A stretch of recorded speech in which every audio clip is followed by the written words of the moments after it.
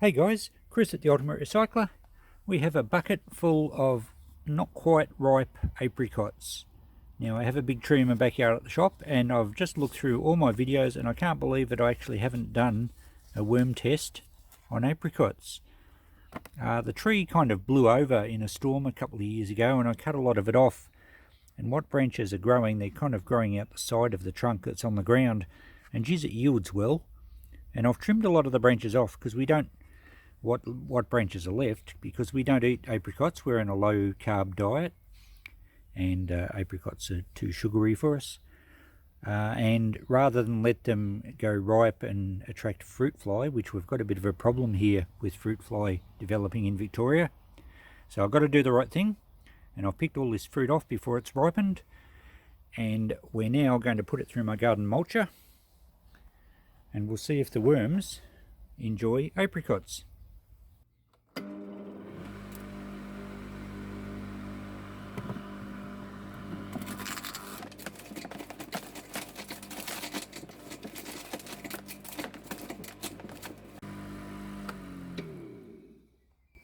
Well, there we go. That was a bit of a racket. The stones were bouncing around in there and the mulcher ended up slicing them all up, but it made a fair noise.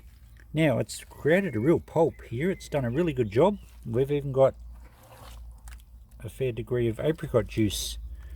So they're very damp. They'll be fine to put on the test bed like that. It's done a really good job. So now we've got a garden bed over here. Now this bed hasn't been used for quite some time. It's actually quite dry. I've left the cover off it. We've had some warmer days. I just raked through this end, but you can see how dry it is down the other end. So it's got a little bit of dampness underneath, but it's quite loose and it actually needs emptying soon. It's full of really nice worm castings. So there's absolutely no worms at all here. So we'll spread these mulched apricots out evenly over this bed. I will water it in even though they're so moist, because the soil is very dry. We'll get nice damp conditions. We'll put the carpet over the top and dampen that down, and we'll check it in a week's time and just see if there's any activity. Just before I go this time, I've only spread it over the second half of this garden bed. I didn't want to spread it too thin, so we've got a nice thick layer here. Spread it out a little bit more before I put the carpet on, and that leaves this end of the garden bed spare if I want to actually do another little test here. But that'll do. We'll put the carpet down and get the hose out, and we'll see you in a week. Okay, 10 days have flown past. I did have a peek at this after about 4 or 5 days, and there was mould everywhere. It had a big white layer of mould on it. So let's have a look after 10 days. Alright, the mould's starting to break down. You can see how it was, in fact it's all over the back of the carpet too. So the mould went berserk almost instantly on these apricots. Now they've broken down quite a bit. Let's see if there's any activity underneath.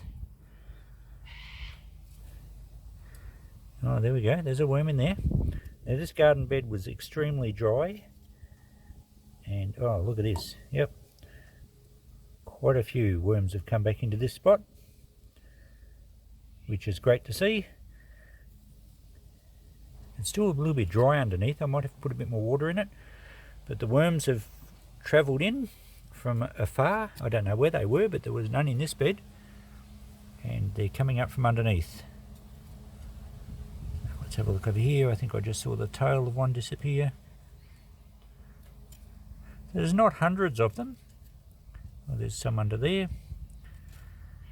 So they've come back in to eat up the apricots. Seems to be no problems. We had a good crop of mould, as I said, and mould really is a good sign. It's the bacteria getting in, breaking down the sugars, and especially in fruit you get a lot of nice mould growth, and then the worms will come in and eat the bacteria. So all's going really well here.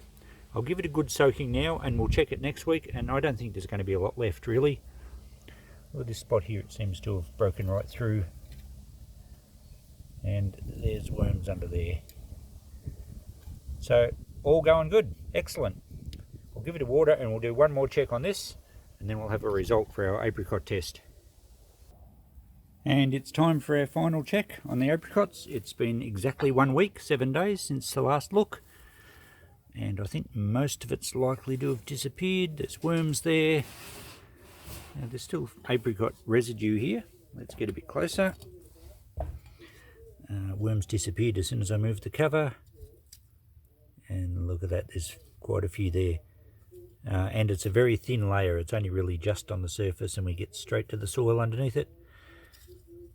So not hundreds of worms, as I said last time, but they're certainly in there and they're certainly eating it up. There you go, there's quite a few there.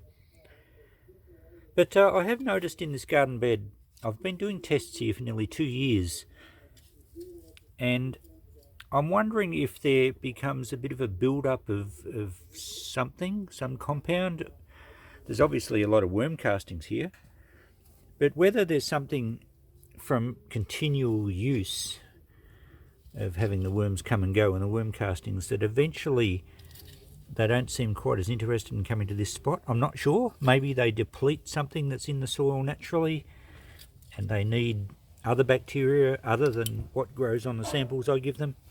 So what I thought I'd do, I don't have any more apricots left, but there's a tree over behind the bakery with apples on it. I reckon I'll get a bucket of apples, mulch them up and put them in this spot, and then we'll find another spot in the garden, similar shady position. I'll try and keep it damp the same, and we'll put the same amount of mulched apples in, and we'll just see if there's a marked difference in the quantity of worms that come back in, because I tend to feel that there's not as many come in to these tests now as what I used to have. And I'm sure apricots are no issues. In fact, I'm pretty sure this test proves that apricots are good to go for the worms. There's quite a few come back in. If you remember, there was absolutely no worms here at all when I started this test. But I think that'll be a good video. We'll do a test on apples, which I've done before, and I know that the worms like apples. And we'll do a test in this spot and also in a fresh spot and just see if it makes any difference to the number of worms that come back in. It's all about increasing our knowledge of worm behaviour, and perhaps there is an issue with the soil that's here because of how it's been used over the last few years, and there hasn't been any plant growth because I keep pulling the weeds out. They grow well. That's a little sapling from a tree nearby. But yeah, maybe it needs a crop of something in here. Maybe it needs some plant growth. It might need to fix nitrogen in the soil, like a legume or something. I don't know. But it's worthwhile doing an experiment. So I'll grab some apples next chance I get, and we'll set up a test. So look out for that coming up soon. Okay, thanks for watching. I hope everyone's had a great Christmas.